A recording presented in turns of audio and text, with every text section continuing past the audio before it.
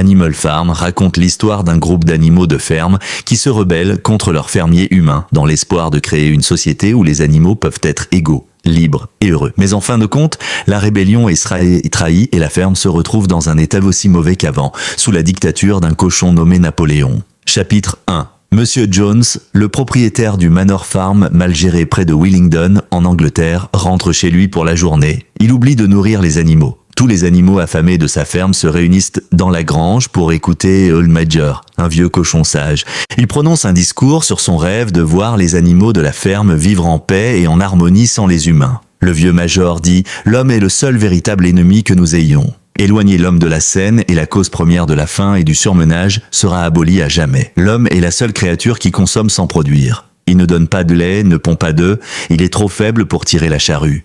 Il ne peut pas courir assez vite pour attraper des lapins. Pourtant, il est le seigneur de tous les animaux. À la fin du discours, il enseigne aux animaux une chanson révolutionnaire intitulée Beast of England. Chapitre 2. Le vieux Major est mort quelques jours après avoir prononcé le discours. Les cochons étant les animaux les plus intelligents de la ferme, décident de prendre les commandes de la révolution. Deux cochons, Napoléon et Snowball, mènent la révolution. Ils font appel à Squealer, un autre cochon, pour partager leur philosophie de l'animalisme et encourager tout le monde à les appeler camarades. Environ 3 mois plus tard, ils ont organisé une révolte et ont chassé Monsieur Jones de la ferme. Ils ont renommé la ferme en Animal Farm.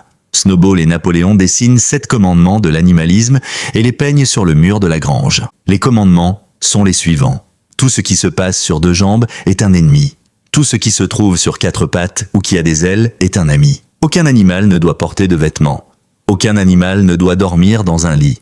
Aucun animal ne doit boire de l'alcool. Aucun animal ne doit tuer aucun autre animal. Tous les animaux sont égaux.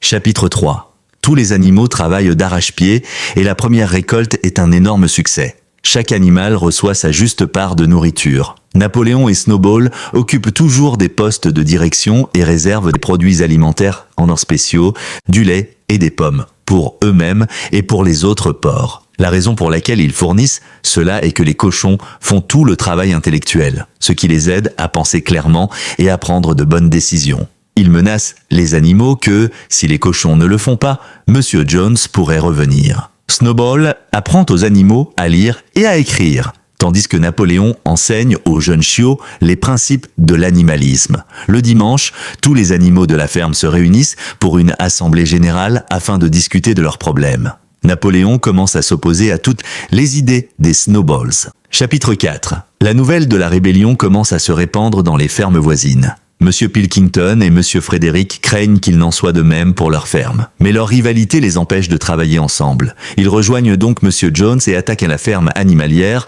pour la récupérer auprès des animaux. Napoléon s'attendait à ce que cela se produise et avait déjà prévu cela à l'avance. Les animaux les vainquent lors de la bataille de l'État. Il y a les visions, de la bataille de l'étable. Et Monsieur Jones s'enfuit et ne revient jamais. Chapitre 5. Snowball annonce son intention de moderniser la ferme en construisant un moulin à vent qui fournira de l'électricité pour chauffer les stalles d'animaux pendant les hivers. Napoléon n'est pas d'accord avec l'idée de Snowball. Il ordonne à ses chiens méticuleusement dressés de faire sortir Snowball des fermes. Napoléon s'est déclaré chef de la ferme. Napoléon utilise les chiens pour tuer tous les animaux qui ne sont pas d'accord avec lui, tandis qu'un cochon appelé Squealer continue de dire aux animaux que tout va bien et qu'ils doivent soutenir Napoléon. Chapitre 6. Napoléon change d'avis et décide de construire un moulin à vent, prétendant que c'était son idée depuis le début. Les animaux travaillent en main dure pour construire le moulin à vent. Boxeux, le cheval, a fait la majeure partie du travail. Napoléon conclut un marché avec Monsieur Whymper, un homme de la ferme voisine. Les cochons commencent à échanger les produits nécessaires à la construction du moulin à vent avec les produits de la ferme. Les cochons emménagent dans la ferme et commencent à dormir sur le lit. Alors que l'état des autres animaux devient plus inconfortable. Ils modifient également le commandement comme suit: aucun animal ne doit dormir dans un lit avec des draps. Le premier moulin à vent qu'ils construisent s'effondre lors d'une violente tempête. Napoléon attribue cela à Snowball. Il prétend que Snowball se faufile dans Animal Farm en ruinant tout. Chapitre 7. L'hiver devient plus dur pour les animaux. La nourriture se fait rare. Les poules sont sommées de donner leurs œufs pour les vendre. Lorsqu'ils protestent en cassant leurs œufs, Napoléon les punit et les affame. Les animaux apprennent que Snowball travaille avec Monsieur Jones et tente à nouveau de saboter leur moulin à vent. Pour le prouver, Napoléon convoque une réunion où il force plusieurs animaux à avouer faussement qu'ils rencontraient secrètement Snowball. Ils sont immédiatement abattus par les chiens de Napoléon. Chapitre 8. Le moulin à vent est complété par le dur labeur de l'animal. Il s'appelle Napoleon Mill. Monsieur Frédéric attaque Animal Farm avec des hommes armés et détruit l'usine à l'aide de poudre explosive. Les animaux les affrontent lors de la bataille du moulin à vent à grands frais. Boxé, le cheval est grièvement blessé. Napoléon se comporte comme un roi à la ferme. Chapitre 9. Les animaux décident de construire à nouveau le moulin à vent. Ils travaillent main d'arrache-pied pour construire le moulin à vent pour la 3e fois.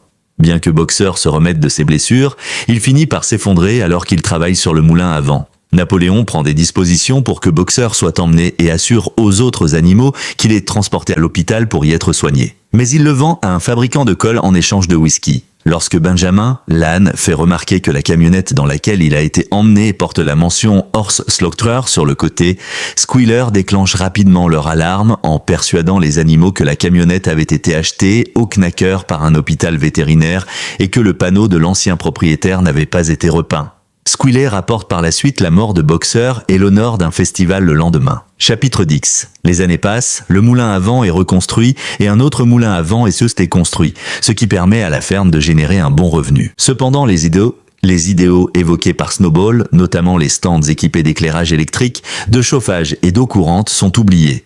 Napoléon préconisant que les animaux les plus heureux mènent une vie simple. Outre Boxer, de nombreux animaux qui ont participé à la rébellion sont morts. Les porcs commencent à ressembler à des humains car ils marchent debout, portent des fouets, boivent de l'alcool et portent des vêtements. Les 7 commandements sont abrégés en une seule phrase. Tous les animaux sont égaux, mais certains animaux sont plus égaux que d'autres. La ferme est rebaptisée Manor Farm. Squealer et Napoléon commencent à marcher debout sur leurs pattes arrière et fouettent les autres animaux jusqu'à ce qu'ils se soumettent. Napoléon organise un dîner pour les cochons et les agriculteurs locaux. Les hommes et les cochons commencent à jouer aux cartes, à se flatter et à se féliciter mutuellement. Lorsque les animaux de l'extérieur regardent les cochons et les hommes, ils ne peuvent plus faire la distinction entre les deux.